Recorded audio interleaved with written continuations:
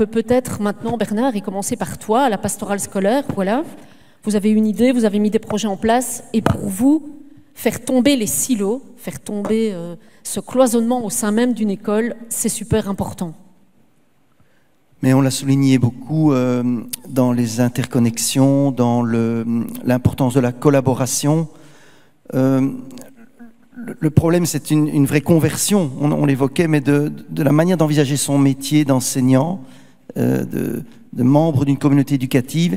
C'est qu'en fait, on a besoin les uns des autres, qu'on est complémentaires et qu'on est tous au service d'une mission commune, d'une maison commune, et que ce qui pose problème souvent, et je parle en termes de pastoral, mais pas seulement, parce que même les projets liés à l'écologie peuvent être parfois regardés par certains collègues au départ comme bah oui, ça c'est vraiment l'original, c'est son truc.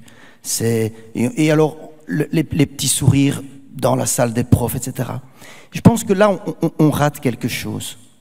C'est sûr qu'on ne va pas tous s'investir dans les mêmes domaines, mais on a tous besoin les uns des autres. Et justement, pour moi, la pastorale, c'est ce qui permet de relier, de faire le fil entre tout.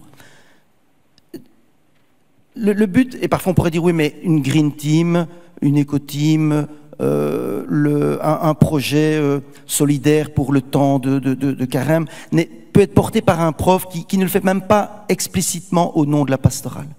Et dire que ça, on travaille à l'esprit de l'école, au souffle, à l'âme qui anime la communauté, c'est pas de la récupération, c'est au contraire dire, eh bien, ce que tu apportes là, on va tous en être bénéficiaires. Et il faudrait, mais c'est vraiment un changement de mentalité. On n'est pas dans un rapport de concurrence ou un rapport de dire tu fais ça et avec la comparaison. On est vraiment dans disant mais ce que tu es, ce que tu portes, tes convictions, elles vont être précieuses pour l'ensemble des collègues et des élèves.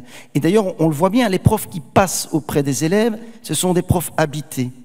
Ce sont des profs qui ont une conviction, qui connaissent aussi leurs limites, mais qui vont dire, tu sais, moi, voilà ce que je peux t'apporter, voilà ma passion.